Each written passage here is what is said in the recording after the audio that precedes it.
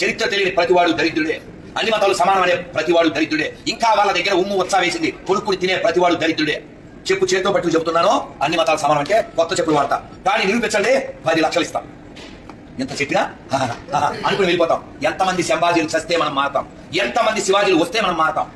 సిగ్గు లేకుండా నెత్తురు చుక్క కాకుండా స్వతంత్రం వచ్చిందని అబద్ధాలు ఆడతారా? అల్లూరు ఎవరి కోసం చచ్చాడు? భగత్ సింగ్ ఎవరి కోసం చచ్చాడు? రాణా ప్రతాప్ ఎవరి కోసం చచ్చాడు? ఆజాద్ చంద్రశేఖర్ ఎవరి కోసం చచ్చాడు? వీళ్ళ చావులు మనకు గుర్తు లేవు, వాళ్ళ చావులు మనకు గుర్తు రావు. మన భవిష్యత్తు మీద మనకు బెంగలేదు, మన పూర్వీకుల త్యాగాలు మనకు అక్కర్లేదు. ఇంకా అబద్ధాలు ఆడుకుంటూ వాడెవడో జేబులో పువ్వు పెట్టుకుంటే అది మన చెవిలో పెట్టుకునే దరిద్రులం. ఈ ఉపన్యాసాలు మారుస్తాయేమన్నా? కనీసం రేపటి నుంచి ఒక ప్రతిజ్ఞ కట్టుబడండి, ఈ దేశం బాగుపడుతుంది. ఒక ప్రతిజ్ఞ. పొరంబోకు లఫూట్ పిలక సన్నాసి తెలుసు కదా మీకు?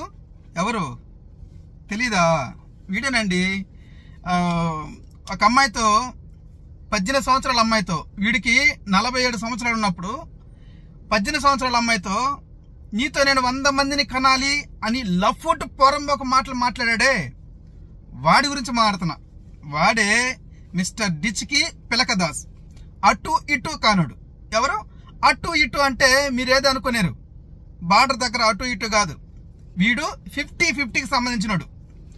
వాడు ఏమంటున్నాడంటే అన్ని మతాలు సమానం అనే వాళ్ళని చెప్పించి కొడతాడంటాడు. కొత్త చెప్పులు కొనుక్కుంటాడంట. అంటూ 10 లక్షలు ఇస్తా నేను ఎవరైనా కానీ నిరూపిస్తే అని అంటున్నాడు. ఇప్పుడు ఉత్తర కుమార ప్రగల్భాలు పలికే వాళ్ళందరూ ఇంతే కదా. ఎక్కడ 4 గోడల మధ్య తొడలు కొట్టుకొని చప్పట్లు కొట్టుకొని, నేను వీరుణ్ణి, నేను సూర్యుణ్ణి, రండి మీకు దమ్ము ధైర్యం ఉంటే అని అంటుంటారే. ఉత్తర కుమారుడు ఉన్నాడు చూడు, ఎక్కడ మన పురాణాల్లో ఒకడు, ఆ సంతతికి చెందిన వాడే ఈ పొరంబోకు లఫూట్ గాడు. ఎందుకంటే మాటలు మాత్రమే మాట్లాడతాడు, చేతలో చూపించడు. ఎవరితో డిబేట్ చేసినటువంటి ఆనవాళ్ళు లేవు, రావు. ఎందుకంటే తన్నేస్తారు, వాడిని కొట్టేస్తారు, ఖచ్చితంగా కొడతారు. వాడు పిలక ఇలా పట్టుకొని తిప్పి మరీ కొడతారు. ఎక్కడ ఆ ముక్కు మీదనో ముఖం మీదనో ఎక్కడో ఒక దగ్గర ఖచ్చితంగా కొడతారు. అందుకనే వీడు చుట్టూ 10-15 మందిని పెట్టుకుంటారన్నమాట. ఏదైనా మాట్లాడేటప్పుడు యాంకర్లు వాళ్ళు వీళ్ళు. ఈ మధ్య మన బ్రదరు ఎవరో వచ్చి శశి బ్రదర్ వచ్చి మాట్లాడాడు కదా, అప్పుడు కూడా 10-15 మంది ఉన్నారు. ఇట్లా భయభ్రాంతులుగా లోపలంతా భయం పెట్టుకొని నేను సూర్యుడిని, నేను వీరుణ్ణి సారీ అని మాట్లాడేటువంటి లఫూట్ పొరంబోకాడు వీడంటాడు అన్ని మతాల సమానం కావా అంటే వీడికి రాజ్యాంగం తెలీదు. తెలుసు కానీ ఏదో ఒక రకంగా మనుషుల్లో ఏలపల్లి ఉద్రిక్తత లేపి అందరినీ కలత చెందేటట్లు చేసి క్రైస్తవుల మీదకో లేదా ముస్లింల మీదకో ఎగగొట్టి వాళ్ళు ఎవరైతే వీడు మాత్రం కాముకుంటాడు. వీడు బేసిక్గా ఒక పెద్ద కుర్చీ వేస్తారు వీడికి, పొరంబోకుడికి. అక్కడ కూర్చొని మాట్లాడుతుంటాడు. కానీ వచ్చి కొంతమంది మాట్లాడుతుంటారే, వాడు మాట్లాడే మాటలకి లోనైపోయి ఇతరులు వచ్చి మాట్లాడుతున్నారు, దూషిస్తుంటారే. వీళ్ళు మాత్రం దెబ్బలు తింటారు ఏదో ఒక రోజు. వీడు మాత్రం క్షేమంగా ఉన్నాడు.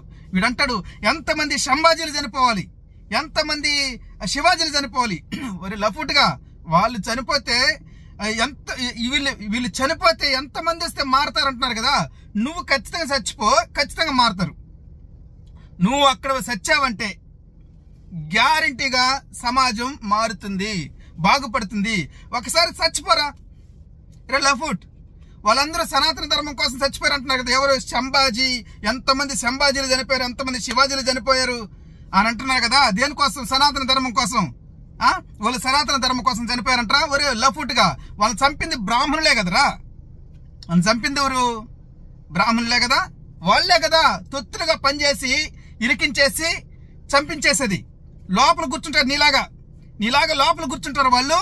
వేరే వాళ్ళతో చెప్పించి చంపించేస్తారు. ఆ విధంగా శివాజీని కూడా చంపించింది ఎవర్రా? లఫూట్గా. అంతెందుకు గాంధీని చంపింది ఎవరు? గాంధీ గారిని. లఫూట్ పొరంబోకు తర్వాత అంటాడు. అందుకే వాళ్ళందరూ వచ్చి చనిపోయారు. నీ ప్రకారం అనుకో, నువ్వు కూడా చచ్చిపో. జై సనాతన ధర్మం, నేను చచ్చిపోతున్నా సనాతన ధర్మం కోసం అని చచ్చిపోరా. నువ్వు కూడా చచ్చావంటే సగం బాగుపడుద్ది ఆంధ్రప్రదేశ్, తెలంగాణ. గ్యారంటీ నేను ఇస్తున్నాడా నీకు? చచ్చిపోయి చూడు ఒకసారి. వీడంటాడు సుభాష్ చంద్రబోస్ అంట, అల్లూరి సీతారామరాజు ఎవరి కోసం సచ్చారని మాట్లాడు. సచ్చారంటారా రే? సచ్చారేంటి? చనిపోయారు. వాళ్ళు మహోన్నతులు కదా, గొప్ప గొప్ప వీరులు కదా వాళ్ళు. వాళ్ళ గురించి మాట్లాడేటప్పుడు సచ్చారేంది?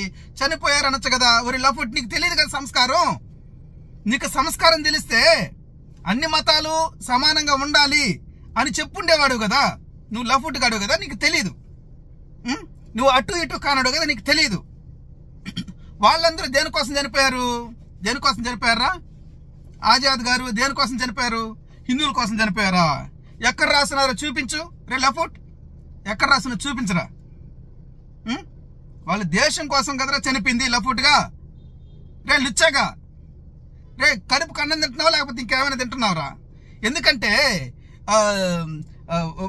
ఒక మాట మాట్లాడితే ఒక మంచిగా నిజంగా చరిత్రలో జరిగింది మాట్లాడాలా. నువ్వు అట్లా మాట్లాడలేదే. నువ్వు ఇంకా వేరేది ఏదైనా తింటుంటావు అనుకుంటా బహుశా. 10 లక్షలు ఇచ్చేస్తావా? ఎంతమందికి ఇచ్చినారు ఇప్పటి వరకు? నీ తల్లిదండ్రులే నువ్వు చూసిన పాపం లేదు కదరా. నీ ఊరి పేరు చెప్పుకోవడానికి భయపడుతున్నావు కదరా నువ్వు. ఇతరుల పురుకొల్పుతున్నావే, హైందవుల్ని పురుకొల్పి పంపించేస్తున్నావే. నీ ఊరి పేరు చెప్పు. నువ్వు మగాడవైతే నువ్వు మగాడే కాదులే. ఎందుకంటే నువ్వు చెప్పు. నువ్వు చెప్పు అంటే చెప్పు. 100% నువ్వు చెప్పు. నువ్వు ఎక్కడ పుట్టావని చెప్పు. 100% చెప్పరా.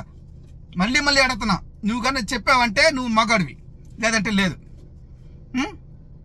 ఇట్లాంటి దరిద్రమైన మాటలు మాట్లాడుతూ సమాజాన్ని ఒక అగాధంలోకి తీసుకెళ్తున్నాడు వీడు. నిజంగా అండి, నిజంగానే వీడు మాట్లాడాడు కదా వీడియో. ఆ వీడియో కింద కొన్ని కామెంట్లు ఇక్కడ పెడుతున్నాను చూడండి. ఒరే లఫుట్గా, ఒరే పోరంబాగ్గా, ఒరే లుచ్చాగా, ఒరే పిలగ్గా. ఇప్పుడు గుర్తొచ్చారంట నీకు. ఎవడో పనికి మాట్లాడే సినిమా తీస్తే నువ్వు ఇప్పుడు వచ్చి మాట్లాడుతున్నావే. అదే నేను ఇక్కడ అడిగేది. ఎవడో సినిమా తీస్తే దాని గురించి ఇప్పుడంతా నువ్వు మాట్లాడేది. ఇన్ని సంవత్సరాలు తెలియదు నీకు? ఎక్కడ దాక్కో ఉన్నారు మీరు? ఏ కలిగిలో ఉన్నారు చెప్పరా? తెలుసా మీకు? ఇన్ని సంవత్సరాలు ఎవడో తీస్తే ఇప్పుడు వచ్చి మాట్లాడమంటే పోరంబాక లఫుట్, ఒరే లుచ్చా లఫుట్. వాడొకడు బొక్కల డాక్టర్ లఫుట్ పోరంబాక. ఇంకోడు కంటికి కనబడకుండా కొన్ని ఏవో చక్రవాకం అవి ఇవి పెట్టుకుని మాట్లాడుతుంటారే, ఆ లఫుట్ గారు కొందరు. వీళ్ళందరూ ఇంతకు ముందు ఈ సినిమా రాకముందు ఎవడి చాలరా ఏం చేస్తున్నారు మీరు? పానికి చాలే.